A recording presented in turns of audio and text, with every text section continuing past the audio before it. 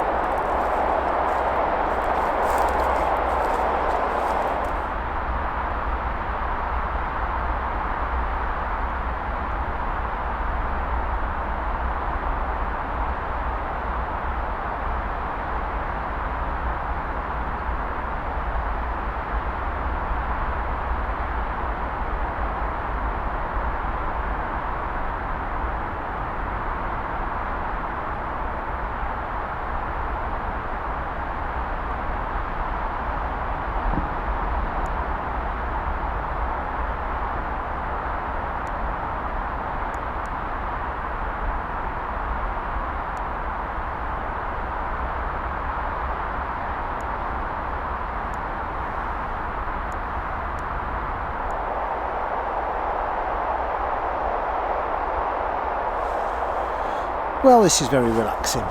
It's 6:30. I'm just having another beer. Cheers. Oh. And I shall get my tea on in a bit. But for now I'm just warming my toes up and enjoying it.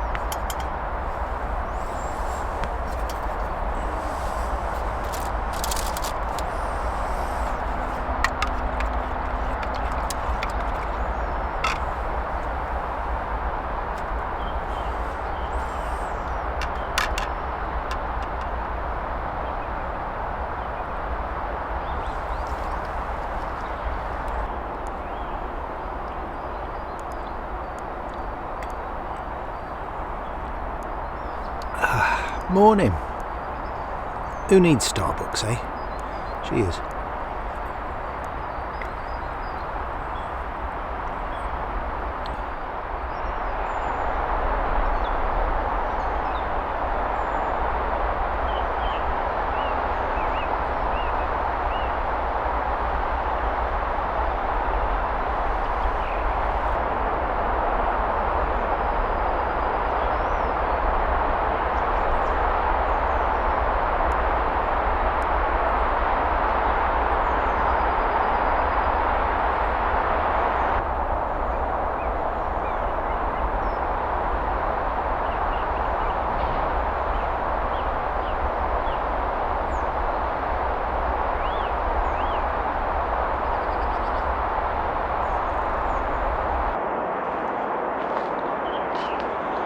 Well, that was the coldest weather I've ever hammock camped in. You can see all the ice on the tarp there, look. But I was absolutely fine, I had a really warm night. I'll show you how I did it. It's a DD Superlight hammock. You can see I've got the bug net at the top there, not needed in this weather of course. My sleeping bag is no messing, it's a 2 kilogram job, so it's hardly ultralight. It's my Snug Pack Softy Elite 4, which is the most reliable bag I've got in terms of warmth, and it's really comfy. And then of course underneath an under blanket, the green one there is the DD one. Now those two together I don't think would have been quite enough. So, as you can see on top, like I've done before in a previous hammock camp, I've used my Helikon Tex Swagman Roll, which I was wearing as a coat all last night in its sort of poncho liner mode, and I've used it here as an over quilt. Now they don't say you can use it as an over quilt, they do say you can use it as an under quilt, but I think it works just as well. I've got it sort of cinched up here and tied up with the bungee cords up to those carabiners up there, so that's really sort of sealed off at the toe end. And then up the top here I kind of slide it down, get in, and then when I get in I attach the toggles here to the carabiners like that, and that brings it up over the top and acts like a sort of cocoon. And it really made a massive difference. It was so warm. The only problem is, as you can see, it's very wet on top. Now in a way that was a lifesaver, because that would have been my sleeping bag getting wet if I hadn't have had this. And this has a waterproof coating on it. It's not completely waterproof, but none of that, if I feel underneath, none of that has gone through at all. So very, very impressed with that. It has made me realise though that on a night like this in future I'd probably be safest having a bivvy bag inside the hammock, just to keep everything completely waterproof. So very comfy that was. Enjoyable night's sleep. In fact, my throat's killing me this morning, which is always a good sign. I get that a lot with hammock camping. It's a sign that I've been snoring my head off all night.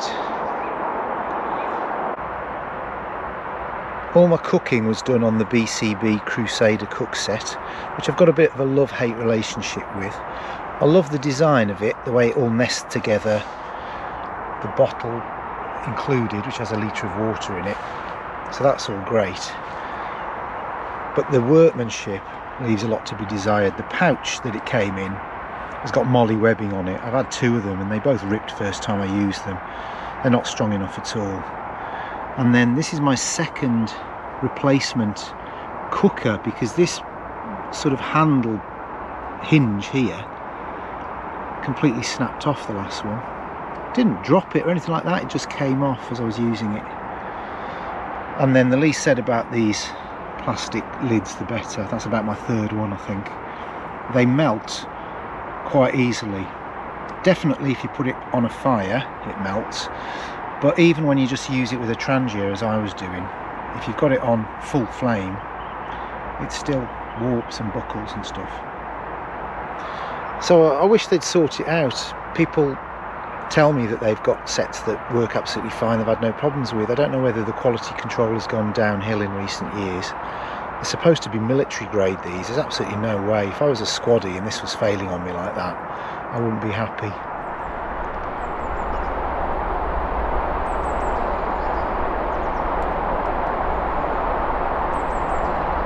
Time to pack all that away.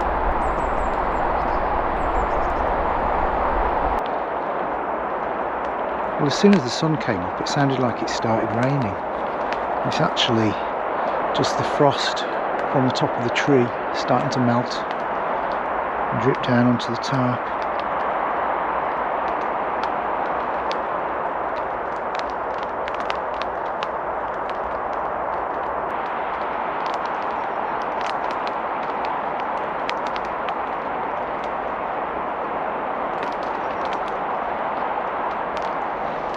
Just thought I'd show you this as I'm packing away.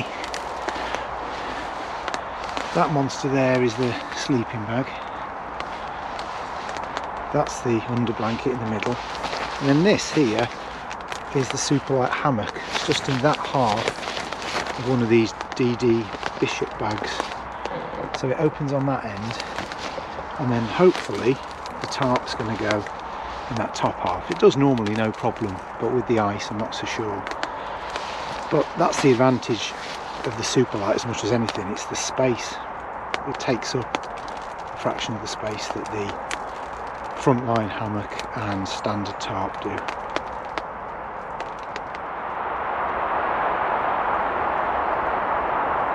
All packed up and ready to go.